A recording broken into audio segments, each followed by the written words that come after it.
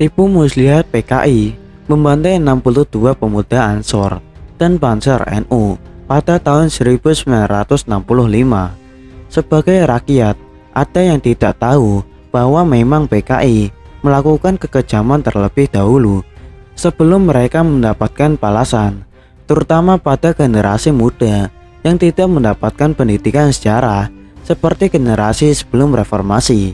Bahkan sekarang ada yang berkampanye mereka adalah korban yang dihabisi pasca peristiwa 30 September 1965 dalam buku-buku yang terbit dan ditulis. Ada yang menceritakan kekejaman PKI, ada juga yang menceritakan anggota PKI atau simpatisan PKI yang menjadi korban, seperti buku Palu Arit di Ladang Debu, Sejarah Pembantaian Massal yang Terlupakan, Jombang Kediri 1965 sampai 1966, karya Hermawan Sulistyo.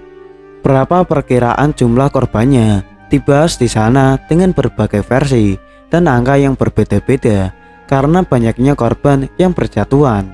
Sekarang ada kelompok yang mendesak pemerintah meminta maaf terhadap PKI. Akan tetapi, buku tersebut justru menjawab penyebab banyaknya korban yang berjatuhan. Penyebabnya adalah akibat konflik horizontal yang terjadi di masyarakat saat itu. Karena kekerasan tersebut merupakan konflik horizontal, maka menurut Bapak Hermawan Sulistyo, pemerintah tidak boleh meminta maaf kepada PKI. Konflik yang siap meletus setiap saat akibat perilaku PKI yang sudah keterlaluan sejak 1926 sampai tahun 1968 yang tercatat dalam sejarah membentang dari ujung pulau Sumatera hingga Pulau Bali, terutama umat Islam, khususnya NU dan kesultanan-kesultanan yang ada di Indonesia. Karena memang PKI sangat anti dengan kaum feodal, dalam hal ini keluarga kerajaan dan bangsawan. Mengapa sampai rakyat bergerak membasmi PKI? Jawabannya ada dalam buku Banjir Darah, kisah nyata aksi PKI terhadap kiai, santri, dan kaum muslimin, karya Anab Afifi dan Tawaf Suharon. Dalam buku tersebut diceritakan kekejaman-kekejaman PKI yang tercatat dan dikisahkan kembali karena kekejaman dan aksi-aksi sepihak mereka yang terjadi sejak lama. Maka kaum muslimin khususnya NU yang secara langsung bersinggungan secara fisik akhirnya marah dan meledak kabar pembunuhan jenderal pada tanggal 1 Oktober 1965.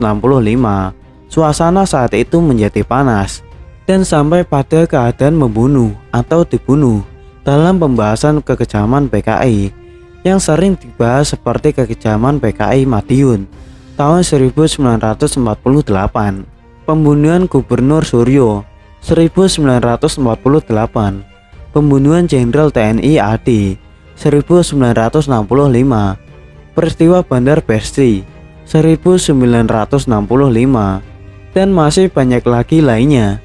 Peristiwa kelam satu ini mungkin sedikit terlupakan karena berbagai hal.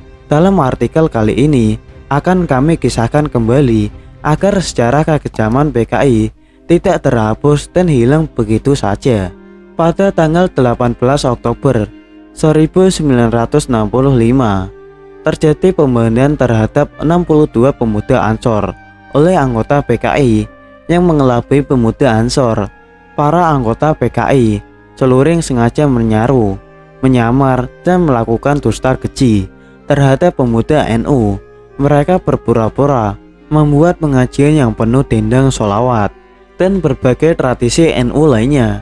Kepolosan dan kejujuran pemuda Ansor Desa Muncar membuat mereka tidak menaruh curiga atas undangan tersebut. Para pemuda Ansor diundang untuk menghadiri acara pengajian di rumah Matulus, kepala desa Celuring. Padahal Matulus adalah salah satu pimpinan PKI di Celuring. Para pemuda rakyat PKI dan Barisan Tani Indonesia atau BTI mengaku sebagai pengurus Ansor desa Celuring. Bahkan mereka memakai seragam Ansor. Sedangkan para karwani desa itu, mereka berdandan layaknya anggota Fatayat dengan memakai kerudung. Saat itu alat komunikasi tidak seperti sekarang yang bisa langsung kita WhatsApp untuk memvalidasi apakah mereka benar-benar anggota Ansor atau bukan dengan penuh prasangka baik dan positif. Puluhan anggota Banser dan Ansor desa Muncar malam itu berangkat ke rumah Mantulus. Setelah pengajian, mereka dijamu makan, minum yang cukup enak dan melimpah. Setelah menikmati makanan dan minuman yang disediakan, berselang beberapa saat kemudian, puluhan pemuda Ansor yang hadir dalam acara pengajian itu bertumbangan satu persatu.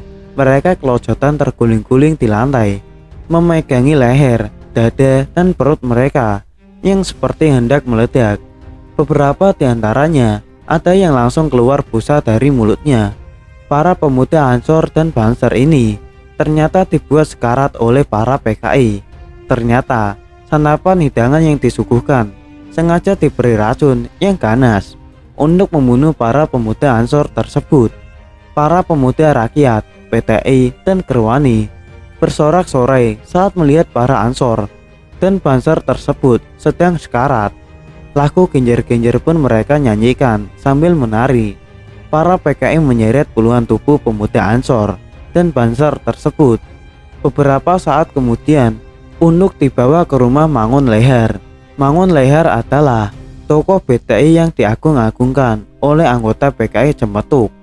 Dalam perjalanan menuju rumah Mangun, ternyata ada beberapa anggota Ansor yang tidak terlalu parah, berdampak racun dan berhasil melawan, lalu melarikan diri.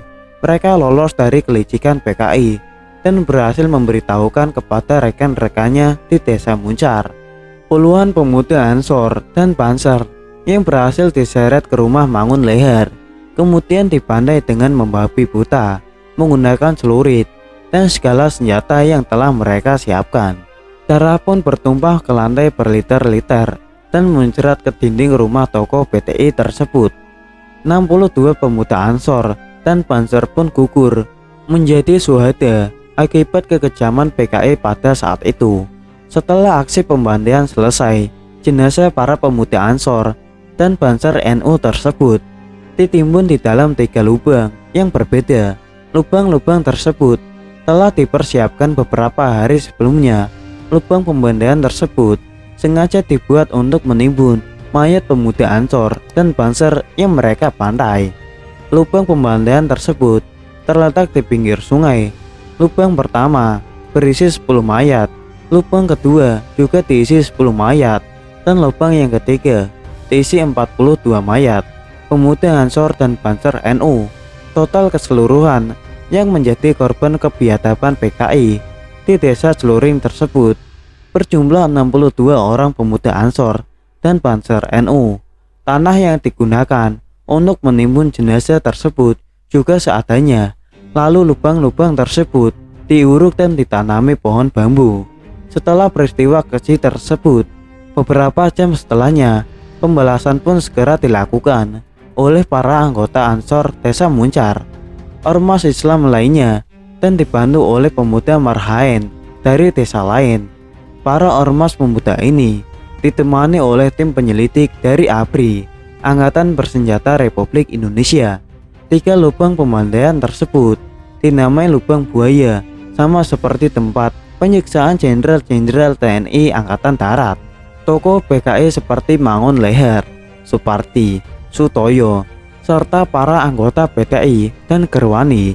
Tidak lupa Lurah Matulus pun ditangkap. Mereka akhirnya dieksekusi mati untuk mempertanggungjawabkan perbuatan mereka, mengikuti nasib para pemimpin terdahulu mereka, seperti Musuh yang memimpin pemberontakan Madiun 1948. Pada saat itu, kaum ulama, santri, pejabat pemerintahan, polisi, dan tentara yang pro Republik Indonesia, mereka dibantai dengan kejam. Akhirnya Musuh dan mereka yang terlibat juga dieksekusi untuk mempertanggungjawabkan perbuatannya. DN Aidit dan semua terlibat dalam peristiwa G30S PKI juga sudah menerima hukuman atas apa yang mereka perbuat. Apa yang kita tanam, itulah yang akan kita dapatkan. Mereka pada PKI sudah menanam kebiadaban, kekejaman, intimidasi, dan lain sebagainya yang bersifat negatif, maka hasilnya juga mereka akan diburu dan dikejar oleh orang-orang yang pernah mereka sakiti. Itulah sedikit pembahasan tentang pembantaian 62 pemuda Ansor dan Banser oleh anggota PKI. Semoga kisah sejarah ini bisa menjadi pengingat dan sebagai peringatan bangsa ini di masa depan.